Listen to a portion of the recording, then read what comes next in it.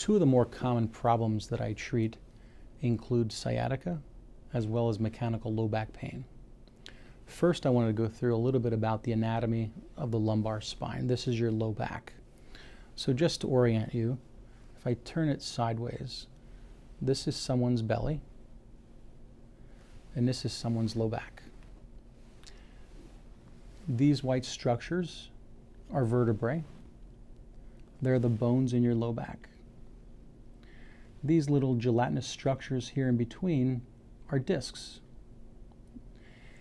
These little yellow structures are nerves. Those are called nerve roots, and they're throughout your entire spine, but in your lumbar spine, these are the nerves that come out of your spine. They come out of these little holes called foramen.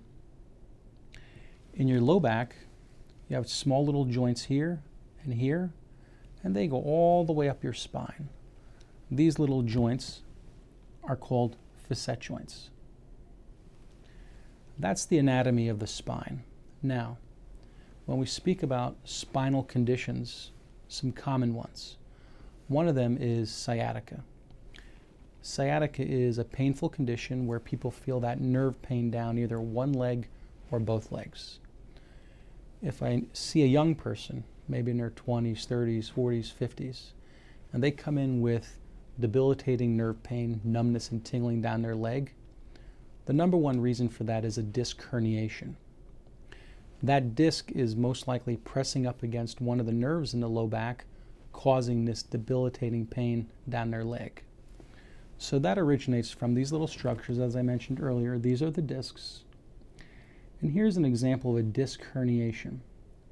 Think of these discs like jelly donuts. What can happen with a disc herniation is that the gel inside that disc herniates out. It pops out, just like a weakness in a wheel where you get an air bubble.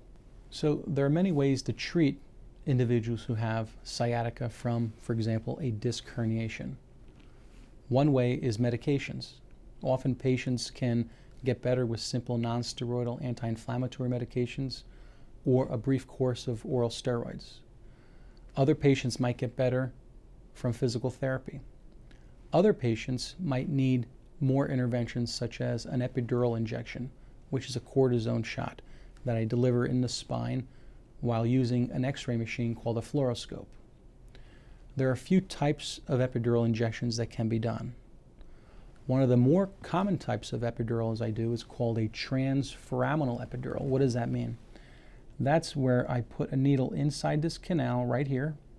If you recall earlier when we were talking about the anatomy of the spine, I called this little hole here the neuroforamen, where this nerve comes out.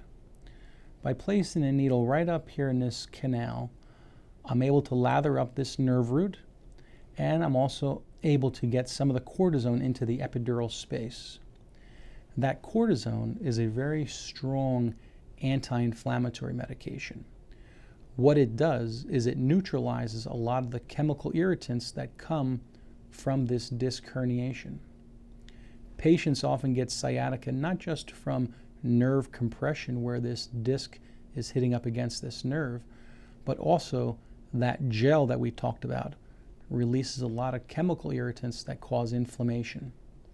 By delivering some cortisone directly to the source, we're able to alleviate patients of that severe and debilitating nerve pain. When patients come in to see me with sciatica, I would say well over 90% of those patients can get better with an epidural injection and hopefully avoid surgery. Another common reason that patients have sciatica is from what's called spinal stenosis. Spinal stenosis simply means that the spine is narrowing. That's what stenosis means. Where does that narrowing happen? Well, it can happen in these canals. We mentioned earlier that these are called neuroforamen. You can see this canal is pretty big. It can accommodate this nerve. But as we get older, through arthritis, these joints, these facet joints get a little bit bigger. The space between the vertebrae gets more narrow. And what happens is these nerves can get squeezed because the canal is too narrow. There's also a central canal here in the middle where your spinal cord is, this middle canal also can get very narrow, and it can cause the nerves to get squeezed, causing that severe and debilitating pain down the legs. For these conditions, I also perform epidural injections once patients have failed conservative care, either through medications or physical therapy.